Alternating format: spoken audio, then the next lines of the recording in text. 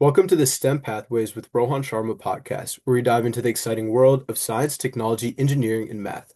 In each episode, we share exciting stories, groundbreaking research, and inspiring interviews with experts and enthusiasts who are changing the boundaries of innovation. Whether you're a student, a professional, or just curious about how the world works, join us as we explore the endless possibilities of STEM. Let's get started. Today, I'll be interviewing Michael Dhuey, who holds a bachelor's in electrical and computer engineering from UW-Madison. How are you doing today? Oh, fine. So to get started, I wanted to ask what your interests were back in high school and college. So, University of Wisconsin-Milwaukee had a summer program for high school students going to college as to what career options they had. And it was a week-long program, and 3 days were at the Computer Science Center, and they were showing you the lunar lander program, if you've ever seen that, where you have to choose how much fuel to use as the rocket is landing on the moon, and you do it in a certain period of seconds. And so that, and then they were also teaching how to use the programming language. And I said to them during that 3 day part, there was also a thing for I think it was for the geology department and some other thing. But I said, can I come back and use the computer? And they said, sure. So I started coming back every week and used their computer in the computer center and taught myself how to program in BASIC and wrote some programs. I used to write programs that were like not video games. It's the early days of computer games that were sort of like horse racing games or something like that that would simulate or stock market games. And I would write a digital version of that. And I got to know the staff there and the professor who ran the organization, Dr. Len Levine. And eventually I was offered to join in high school. They had a Explorer Scouts program at night and at Northwestern Mutual Life Insurance. And so at night they were saying, how a future career in their company. And the first night I said, well, can I get a job as a computer programmer here? And at the time I was 15 years old.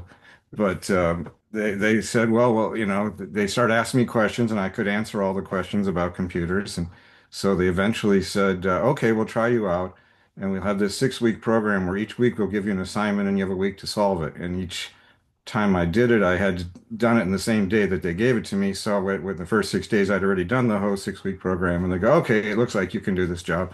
But I wasn't quite 16 yet. You have to be 16 to work. So, like when I was 16, then I could start getting paid. And so I would work summers as a computer programmer at Northwestern Mutual Life Insurance. And I would do these programs that would analyze the insurance databases for finding certain characteristics of the database and stuff like that. That was what I used to do. So I used to do the summers, and then I would work Saturdays. So my high school was spent working as a computer programmer on Saturdays rather than going to other athletic events or whatever else you might do on Saturdays. So I started out pretty early in the job market, so to speak.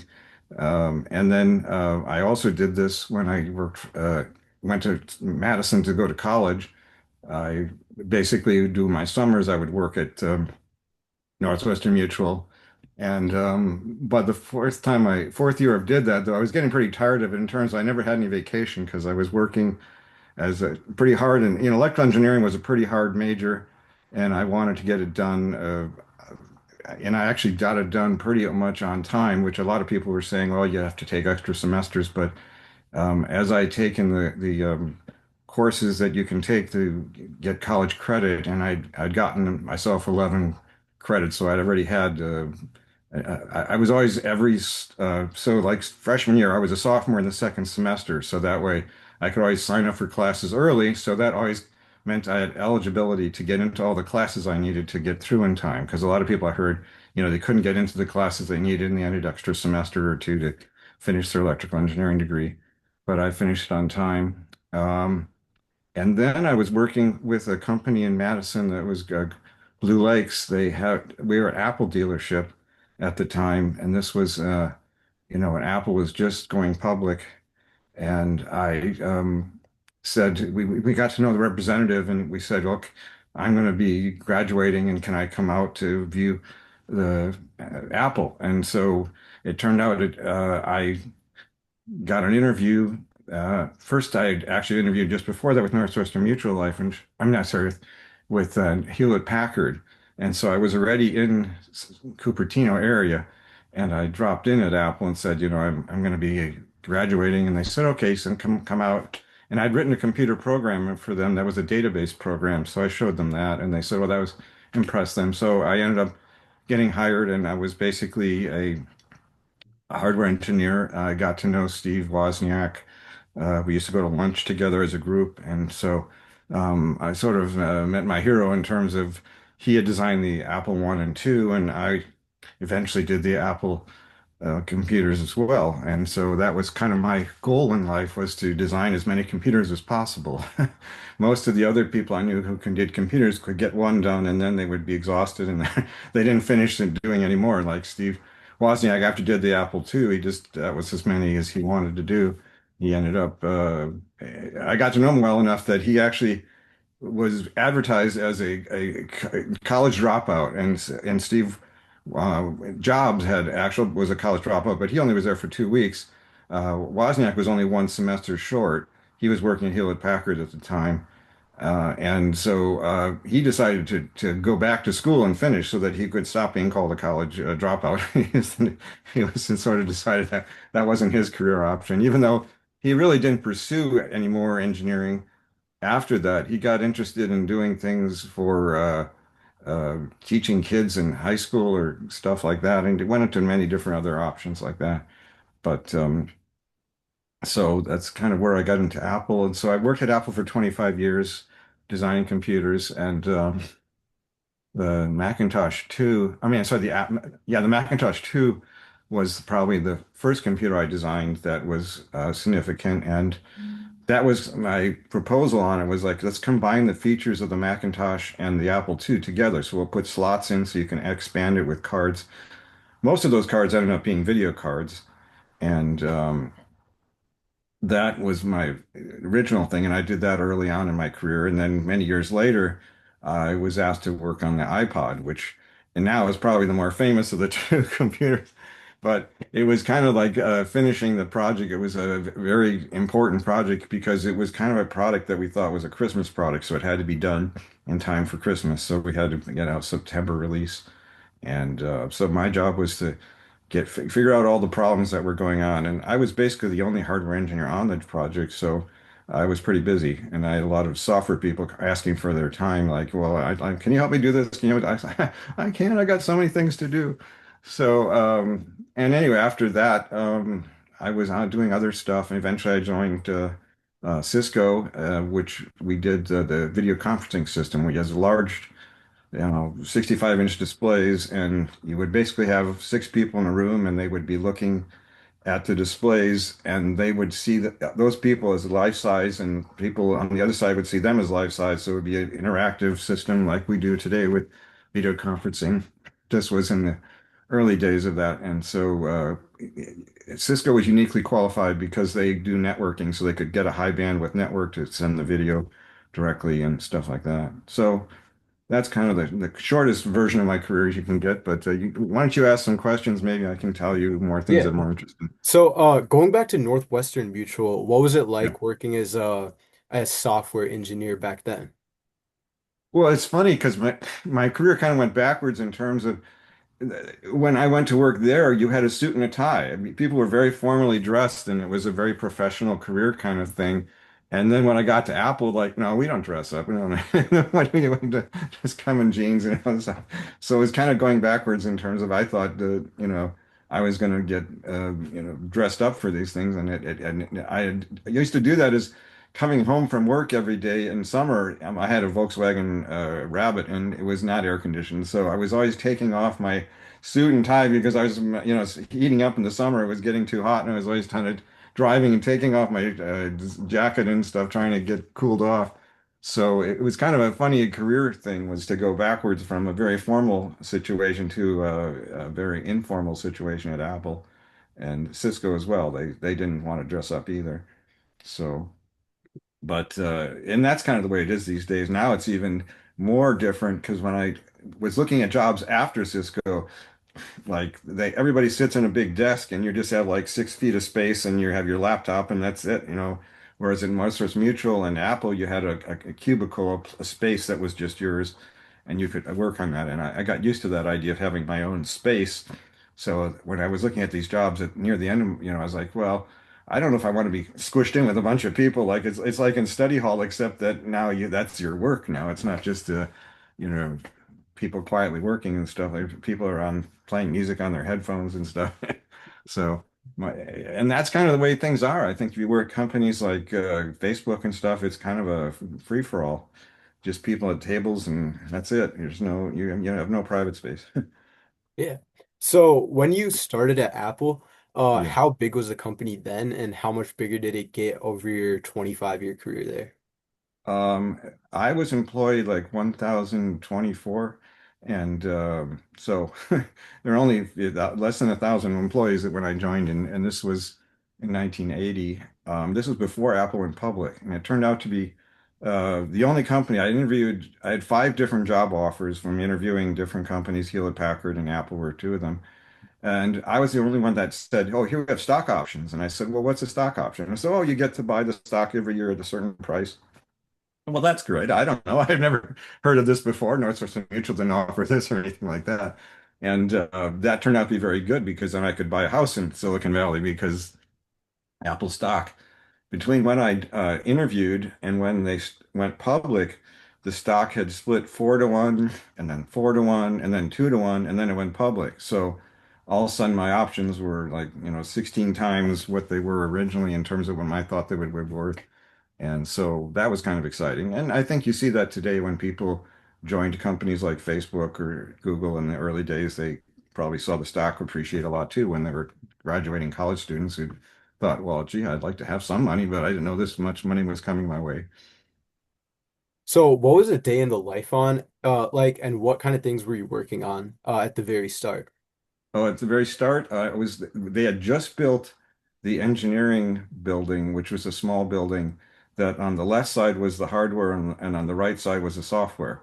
And in the hardware was broken into different parts of there was the Apple II, the Apple III, and there was Lisa. And so I was assigned originally to the Apple III program, which turned out to be a bit of a failure, but it was supposed to be an extended version of the Apple II that probably not many people even know much about these days. And I worked on that. I did the only person who wrote anything for it. They had a card that you'd put in to be able to connect to a printer. And so I wrote the software that would do that. And then I looked over at the other people on the Lisa group and I said, that sounds a lot more interesting to me than this sort of a bundled up Apple II that had more fixed hardware, and it was a days when they had just discovered that the radio interference that was caused by these computers was a problem, and so Apple went paranoid and just made this huge metal box that was around it that was molded metal, very heavy, and I thought this is not going to go anywhere, and it didn't go anywhere. So I moved myself over to the Lisa group. I said I got to know a hardware engineer that was doing the video, sort of the pre-Ethernet. There was doing one. Apple was going to do its own little local network to connect the Lisas together, and I was going to be the hardware engineer on that with the guy who was the manager of it. So I worked on that, but in the end, by the time Lisa was announced, there was the true Ethernet had come out, and so they decided now we don't need a proprietary version. We can use the standard one from the network that's it's used today. So that was my first project, and then eventually I proposed, well, how about if we do this Macintosh Lisa combination thing? Or not? Well, it wasn't Lisa. It uses that was a change of the processor to the 68,000. And that was something that we wanted to move to that generation of stuff. And then the software that came from that eventually became the Lisa software. And the Lisa software became it was used to make the Macintosh software. And that's kind of what we based the Apple III on. I'm sorry, the Macintosh 2. Yeah. So between when you Because started of and Big when you Mac.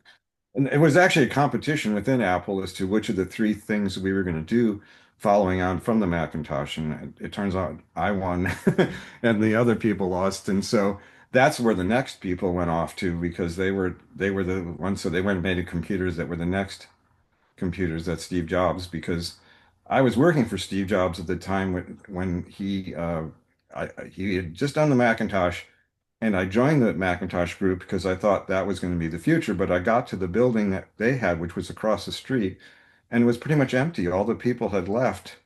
I don't know if they got fired or they left or whatever. There was very few people that left in the building, but Steve Jobs was there. And so I said, I'm here to do what you want. And he said, well, okay, we need a hard drive to go with the Lisa. So why don't you design that? So I designed the hard drive. And just as we were finishing that, one day Steve Jobs came over and he says, I'm sorry, I shouldn't have led the group. I made a mistake. Sorry. And the next day he was gone. He left Apple and started his own company. So that was the only time I worked for Steve Jobs, but we were on friendly terms, and that was good. So Yeah. So between when you started and when you left, how yeah. did new technology affect how you worked? I'm guessing when you started, everything wasn't all on a computer like it is these days. Oh, it was like when you did a circuit board, it was drawings and it was people actually had to lay out the actual things. There was no computers doing that. It was actually a printed thing. There were people that were hired that were their job was to draw out all the layers of the circuit board and stuff like that. So over time, we had the ability to design a circuit board that you didn't have to physically do it, but somebody drawing things on pieces of paper, so to speak, large sheets of paper. When I first joined, I could see them doing the board for the Mac and for the Apple II. They were doing updates to it, and it was a big, huge piece of paper, basically, that they'd spread it out over that, different layers of it, and so that was how they originally did things. And then over time, we had, computers to software to be able to do the stuff when you had designed the circuits. But in the early days, you had to figure out all the stuff yourself in terms of the schematics and stuff. It was all pretty much drawn on paper. So, how was it working at a small company versus like a very big company? I loved it. I got to know everybody. When we went public, I went over to the building next door, which is where the president was there, and his buddies, which was Mike Markkula was the president that, or was yeah, he was basically the president. There wasn't, well, yeah, and I used to drop in on his office, and then and we used to have uh, lunch thing, meetings where they bring people in, and you could have this talk to executives and stuff like that. So I got to know some of these people, and I remember very much the day that we went public because Markula had his buddies from Intel come in, and they were talking about how what kind of jet you needed to fly to certain islands in the Pacific Ocean, and because they were all feeling like I'm going to be so rich now because he had worked at Intel and he knew the executives there, but he was not as rich as he could have been. Now that he was one of the third people that was one of the three people that were the main founders of Apple, then he was going to be rich, and so he was going to, eventually he started his own air business where you can uh, fly, private jets. He at, in San Jose, there's a terminal where he has all of his planes that he rents out to people. Yeah. So, what made you decide to switch to Cisco? Well, I'd been at Apple 25 years and I needed to do something different. I felt I'd done everything at Apple that I could do as a hardware engineer, and I didn't want to be in management. So that was part of the thing. That's what Steve Jobs did want to be in management, whereas Steve Wozniak did not. And so that's kind of the way that I was more like Steve Wozniak. I like designing computers, but I didn't really want to manage people. So, and they had this video conferencing system, which sounded interesting at the time because I like video stuff anyway. So I thought this will be great. I'll design a video conferencing system. And so that's kind of what it was. So, you were also at Cisco for 20 years. How did that change No, with no, you? 7 years. Oh, 7 years. 7 years, yeah. No, 25 years at Apple, 7 years at Cisco. Um, And so that was it was completely different in terms of Cisco had sort of been a very big one of the three founders of the internet in terms of the year 2000, if you remember the dot-com boom. And this was one of the people you talked to. If you wanted to be in on the dot-com world, you needed certain, you went to got a Sun computer and you got a Cisco networking system and software from somebody else. And so they basically boomed very big. So when I got there, it looked like when they say that like a neutron bomb or something, the building was still there, but all the people were gone. So we went and joined in these offices. It looked like all these people had one day just been fired all at once, and because and I got to know some of the people later that were still at Cisco and said, yeah, when the dot-com bust came, we just people were just whole buildings were just emptied out, but they couldn't get rid of the building, I guess. So the building was still full of all the office space, but nobody was in it. And so we were like when we joined it, we were a brand new startup within Cisco. We were kind of taking over space that somebody else had left years earlier, and just you can pick whichever office you want because they're all open, and just we just kind of put together, and then we grew up into a large group. There were probably about 100 of us by the time I left. So, we started as like a group of seven and expanded from there. So it was a startup within Cisco. That was the other thing was I'd never done a startup. A lot of my friends had done startups, and this was like in the middle.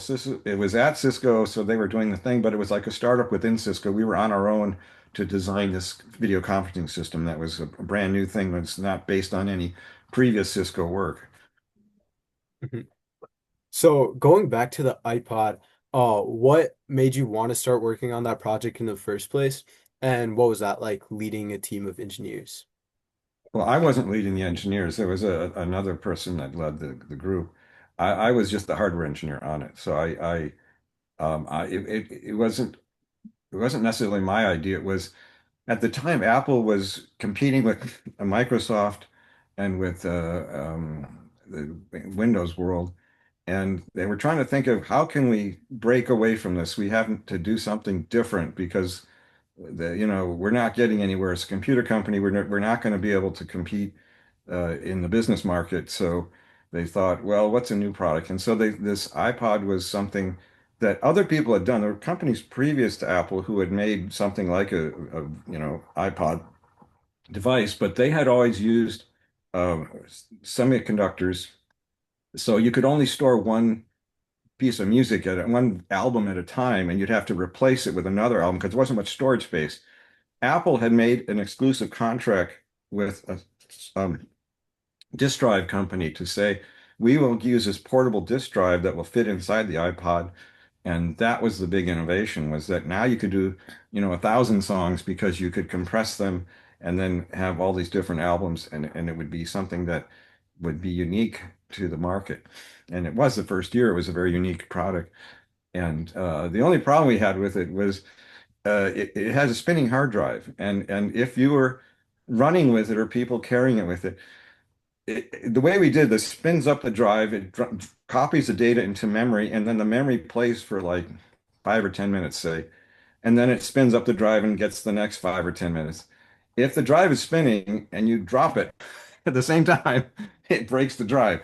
So we always had this problem with people, saying, "Oh, I dropped my drive and now it's not working anymore." And it's like, "Oh." So that was one of the first things Apple did was they expanded the drive to a higher capacity, but then within the third year, they went to totally solid state so that you wouldn't matter if you dropped it anymore. But that was a big problem we had with it for a while was people dropping it.